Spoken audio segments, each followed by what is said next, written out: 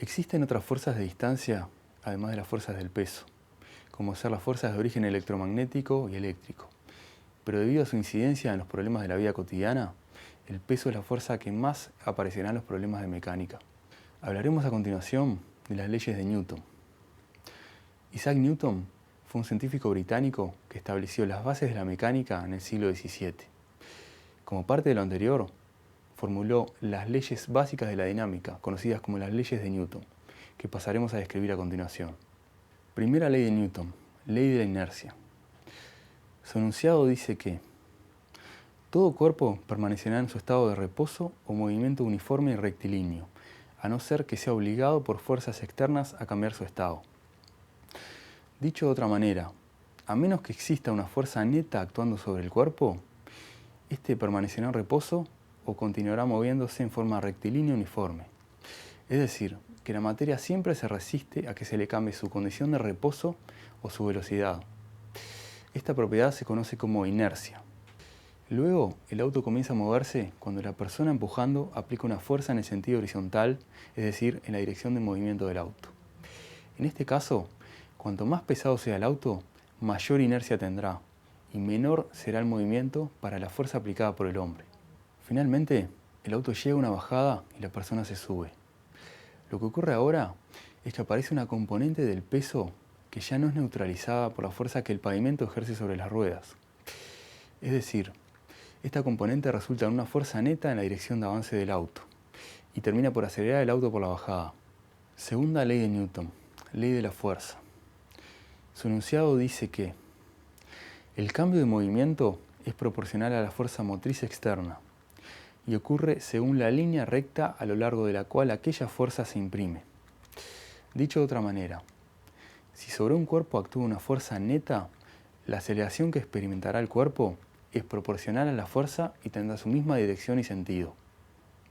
Esto se expresa matemáticamente con la conocida fórmula fuerza igual masa por aceleración. Con esta expresión se obtiene la magnitud vectorial fuerza a partir del producto del escalar masa por la magnitud vectorial aceleración. Como se mencionó anteriormente, las unidades de la fuerza son el newton, equivalente a 1 kilogramo metro sobre segundo cuadrado. En el ejemplo del automóvil, mediante la segunda ley de Newton podemos obtener la aceleración inicial del vehículo, a partir de su masa y de la fuerza que ejerce la persona al empujar. Cuando el auto alcanza la bajada, la fuerza neta del peso dependerá de la pendiente del pavimento.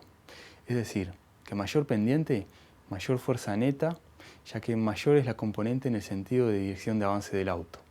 Por lo tanto, mayor será la aceleración del vehículo. Tercera ley de Newton, ley de acción y reacción. Su enunciado dice que cuando el cuerpo A ejerce una fuerza F sobre el cuerpo B, también el cuerpo B ejercerá una fuerza F sobre el cuerpo A. Dichas fuerzas son iguales en módulo y en dirección, pero tendrán sentidos opuestos. Para entender esto, veremos el ejemplo del automóvil simultáneamente desde dos puntos de vista diferentes. Por un lado, cuando el automóvil está siendo empujado, se está ejerciendo sobre el mismo una fuerza horizontal de módulo F y sentido este a oeste. Por otro lado, cuando la persona empuja el automóvil, se está ejerciendo sobre la persona una fuerza horizontal de módulo F y sentido oeste a este. El término acción y reacción asume que una de estas fuerzas es resultado de un acto intencional. En nuestro ejemplo, la fuerza de acción sería la realizada por el hombre sobre el auto.